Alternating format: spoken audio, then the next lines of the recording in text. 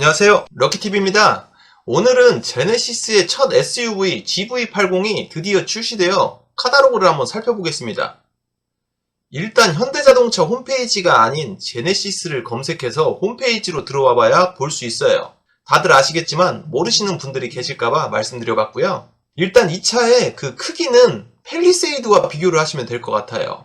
전장이 4945, 팰리세이드가 4980, 팰리세이드가 약 3.5cm 정도 길어요. 그리고 전폭은 1975 똑같고 전고가 팰리세이드가 1750, 이게 약 3.5cm 정도 낮아요. 그리고 이제 축간거리는 팰리세이드가 2900, 그리고 얘가 2955로 약 5.5cm 정도 그 바퀴와 바퀴 사이 거리가 좀 더 멉니다. 얘는 3.0 디젤이고요.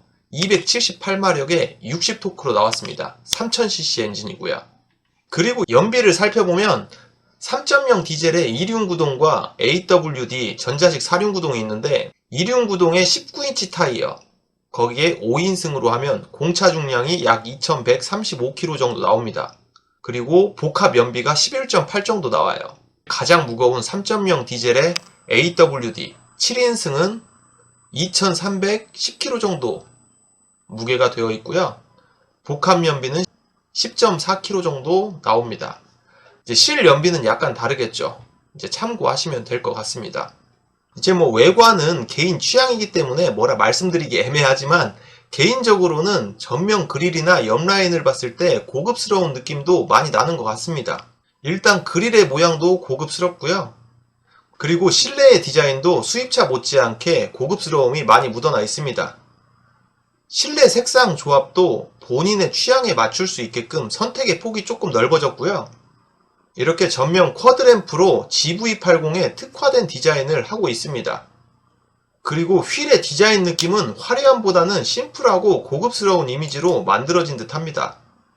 이게 지금 20인치고 22인치입니다. 핸들의 디자인도 투톤 스티어링 휠로 심플하고 고급스럽게 되어 있습니다. 이게 프라임 나파 가죽 시트, 퀼팅이나 파이팅에 적용이 된다고 합니다. 그리고 리어 로드 가니쉬로 곳곳에 이렇게 고급스러운 느낌을 살려주었고요. 그 다행히 버튼식 변속이 아니라 전자식 변속 다이얼을 장착한 모습이에요. 기어박스 디자인도 버튼식보다는 다이얼식이 훨씬 고급스럽게 보입니다. 그리고 슬림 에어벤트는 실내의 와이드한 공간 인테리어에 스며들어 있어서 심플하고 고급스러운 느낌을 해치지 않았고요. 14.5인치 제네시스 인포테인먼트 시스템, 고해상도 와이드 터치 타입으로 되어 있어요. 디자인 부분 간략하게 들여다봤고요. 안전사양 한번 보겠습니다.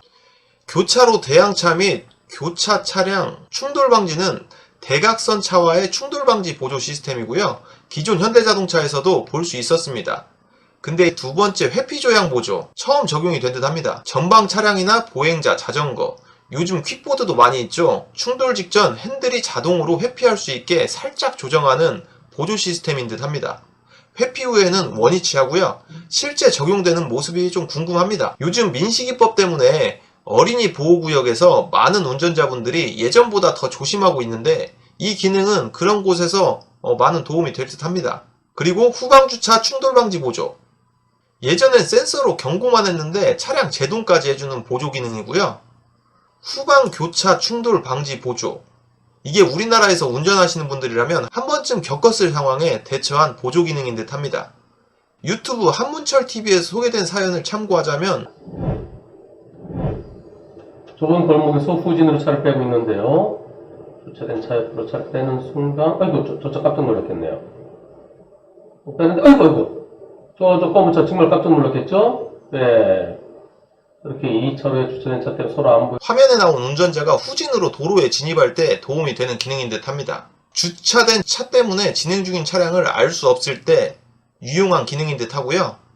전방 주시 경고, 카메라로 운전자의 얼굴을 모니터링해 졸음운전의 위험을 최소화합니다. 경고음을 통해 운전자의 휴식을 권유하기도 하고요. 그리고 이제 지능형 헤드램프, 이제 하이빔을 작동할 시에 맞은편에 오는 차의 그 눈부심을 방지하기 위해서 한쪽 면이 소등이 되고 다른 차량의 안전도 함께 확보한다는 그런 기능인 것 같아요. 그리고 고속도로 주행보조 2, 영상에 보시면 깜빡이만으로 뒷차와 사각지대를 감지하면서 핸들 조향을 보조해서 차선을 바꿔주는 기능인 듯한데 신기한 기술이긴 해요. 실제로도 활용을 자주 할 것 같습니다.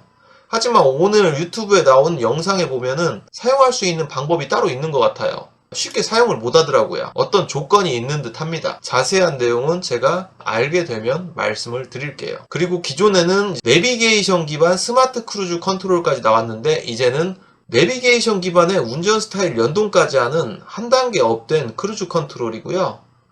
그리고 앞좌석 센터 사이드 에어백, 안전장치는 뭐 늘어날수록 좋은 거겠죠. 원격 스마트 주차 보조, 이제 차에서 내려서 스마트 키로 주차를 할 수 있는 기능인 거죠. 여기까지 안전 사양에 대해서 한번 살펴봤고요.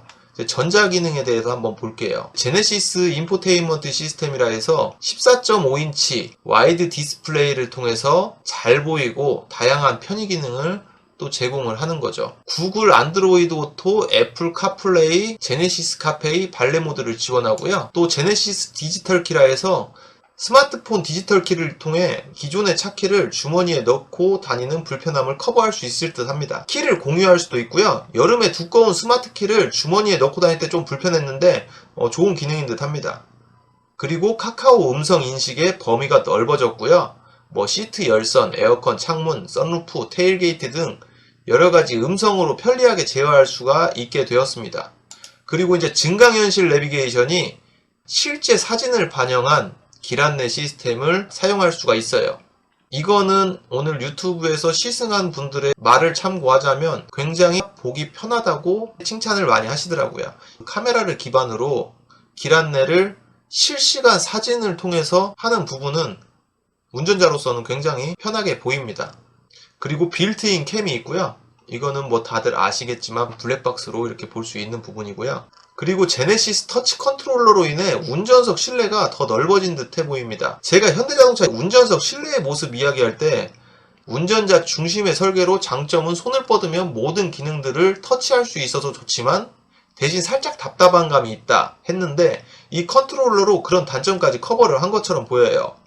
디스플레이에 손이 닿지 않아도 컨트롤러로 조작할 수가 있고 운전자의 실내 공간도 확보해서 답답한 느낌도 안 들고요. 아직 써보진 않았지만 어렵지 않게 조작할 수 있다면 정말 좋은 기능인 듯 합니다. 그리고 제네시스 카페이는 별도의 현금이나 카드 없이 제휴업체와 뭐 주유비용, 주차비용 이런 거를 간편하게 지불할 수 있는 기능인 것 같고요. 공기청정 시스템, 뭐 미세먼지 필터 적용이 됐겠죠. 그래서 이제 자동으로 실내 공기를 환기를 시켜주고 정화를 해주는 기능이에요. 뒷좌석 전동식 사이드 커튼이 있고요. 2열에 6방향 전동 통풍 시트, 2열 그 등받이 각도 조절 폴딩도 전동으로 가능하고요. 통풍 시트까지 적용이 됐습니다. 그리고 렉시콘 스피커 시스템 있고요. 이제 퍼포먼스를 살펴보면 이렇게 터레인 모드라 해서 험로 주행 모드가 있죠. 다양한 지형과 주행 환경에 따라 최적의 구동력을 배분해서 안정적인 트랙션과 뛰어난 오프로드 성능을 구현합니다.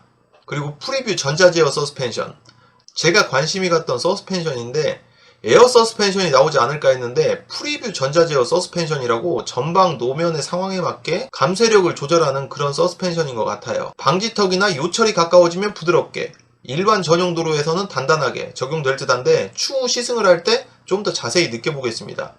개인적으로는 현대기아의 이 서스펜션 세팅이 에어 서스펜션이 아닌데도 우리나라 도로에서 최적화된 승차감 세팅을 정말 잘한다는 생각이 듭니다.